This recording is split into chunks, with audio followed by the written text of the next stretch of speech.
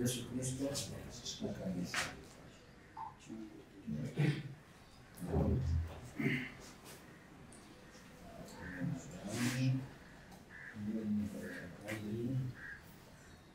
Okay, karibu sana mwanafunzi wa Joa Banz. À notre Seigneur Jésus-Christ soit la gloire pour le souffle de Dieu. Utukufu kwa Bwana wetu Yesu Kristo. Je me nomme Banza La Joie, Mimi jina langu ni Banza, étudiante de bachelor degree en théologie et divinité. Mwanafunzi katika shahada ya bachelor ni masuala ya theolojia na uungu na divinity. Cher président du jury, mwenyekiti wa meza kumi, et chers membres du jury, na wajumbe wote wa distingués invités. na wageni waliko. C'est par l'honneur que je vais défendre Ni kwa heshima yote nataka kutetea mon travail de fin de cycle kazi ya mwisho wa elimu yangu intitulé ambayo ina kichwa quelle relation y a-t-il entre la religion, ambao mada kuu ni uhusiano gani uliopo kati ya Jésus-Christ et l'Église. na kanisa. Cette question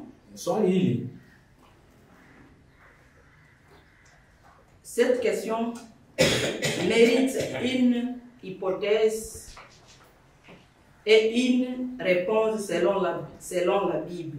Maana swali hili linahitaji majibu na maswali tena mengine ya kati kwa mujibu wa Biblia. Les différents auteurs que j'ai lus waandishi mbalimbali ambao nimeweza kupitia vitabu vyao en utilisant les méthodes documentaires. Kwa kutumia mbinu mbalimbali. Donc Karl Barth qui a parlé sur la Christologie. Yeye alizungumzia kuhusu Ukristo, elimu ya Ukristo. Henri Blocher qui a parlé sur la doctrine du Christ. Yeye alizungumza kuhusu elimu ya Kristo.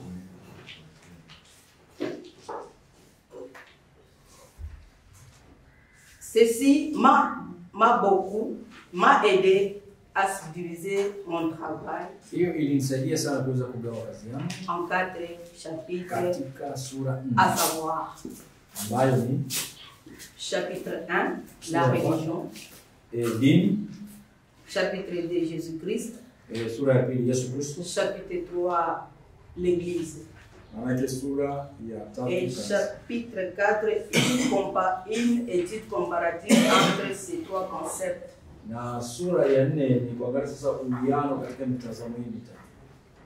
Premier chapitre, la religion. La religion, c'est une croyance à une divinité, à un être ou quelque chose spirituel.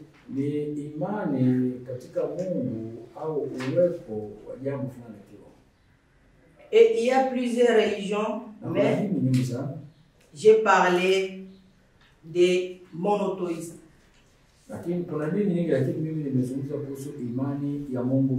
Qui sont judaïsme, christianisme et l'islam.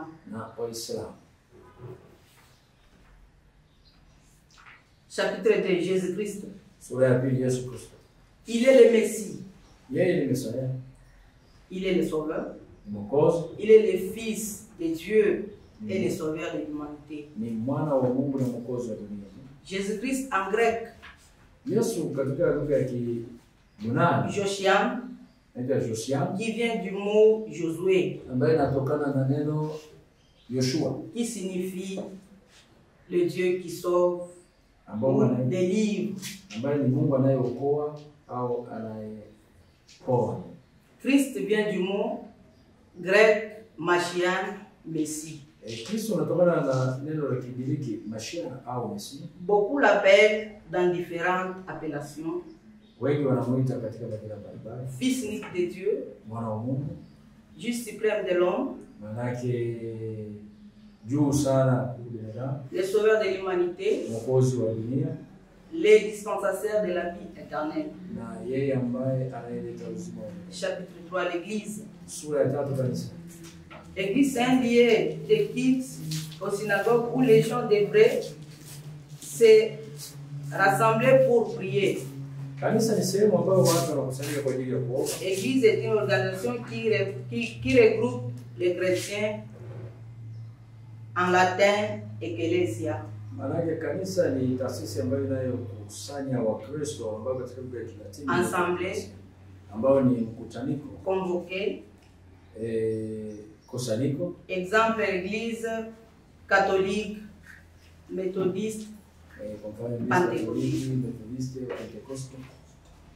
L'Église est le corps du Christ. Kanisa ni mwili wa Kristo. Le croyant en Jésus-Christ. Wanaoamini katika Yesu Kristo. Le point 4, 4e chapitre. Na sura ya 4.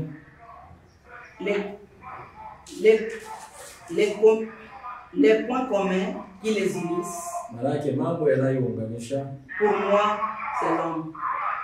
Maanake kwangu mimi mambo yanayounganisha kanisa, dini na Yesu Kristo ni mwanadamu. Parce qu'on ne peut pas parler de Jésus-Christ sans l'homme. Christ est venu pour libérer l'homme. L'Église est faite pour l'homme. Et elle-même, elle est le corps du Christ. Et Jésus-Christ viendra pour prendre son Église et l'homme en Jésus.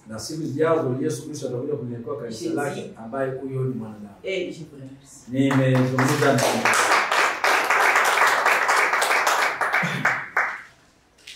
Maswali?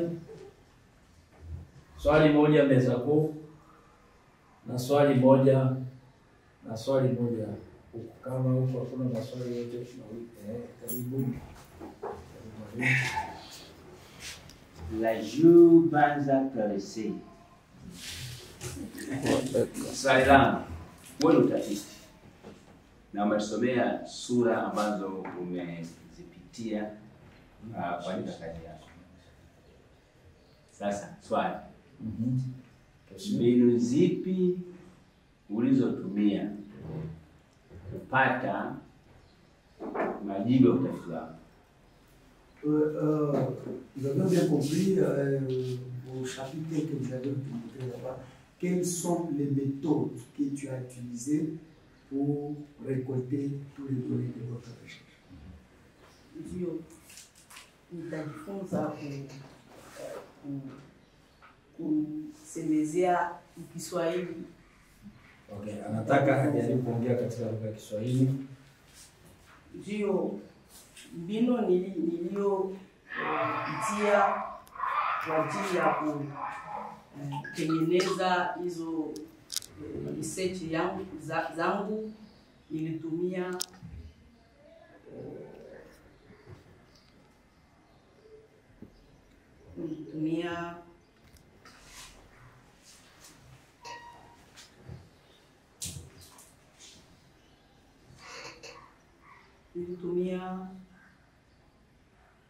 Français inasema nini? Et en français?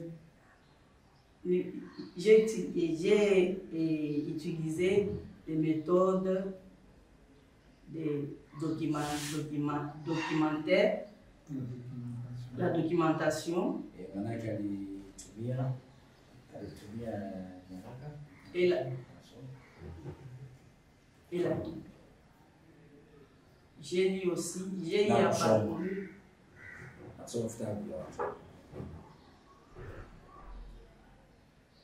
Huko anasema endelea kuongea Kiswahili, kwanza umekupigia makofi sana. Unasema endelea kuongea, tunataka ongea Kiswahili. Okay, tambuраji baada Swahili. Anasema alitumia kusoma vitabu kupitia vitabu vya watu.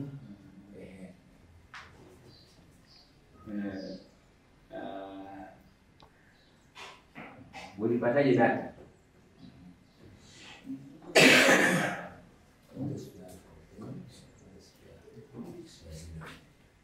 Comment est-ce que tu as récolté les données? les différentes données de votre travail. Comment est-ce que tu as récolté ça?